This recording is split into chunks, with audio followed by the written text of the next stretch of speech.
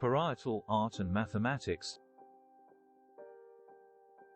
Among the manifestations of the symbolic record of human thought that our ancestors from the Upper Paleolithic have left us, we find works of rock art that transcend the figurative and that are usually classified as abstract. They constitute messages that are apparently incomprehensible from the perspective of art, and, since we cannot ask their authors to try to understand their meaning, we need complementary approaches, for example, from mathematics.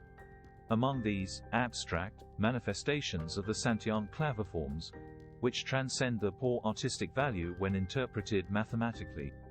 In fact, in the drawings in the top row, the same concept that can be represented with the fingers of a hand or the figure 5 is symbolically captured, the number 5, and in the bottom row the same concept that can be represented with the fingers of both hands or the figure 10, the number 10.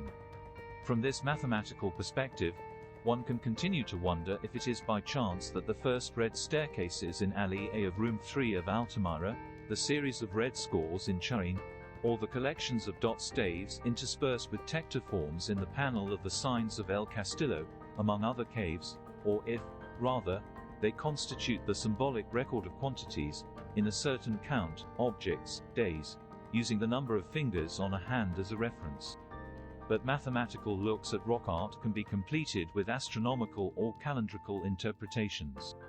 Of course, considering that the 7 black dots that appear painted in a group above the Quattrini Tauro in Lasso would represent the Pleiades may be a bit risky. But it is not so difficult to interpret the count of series of around 30 points recorded in different caves as the plausible record of lunar months, by rounding the 29.5306 days that a lunation lasts to 30. In fact, 30 points appear aligned under the Premier Cheval Chinois in Lasso, in a series within which a loop of 5 interspersed points has been highlighted.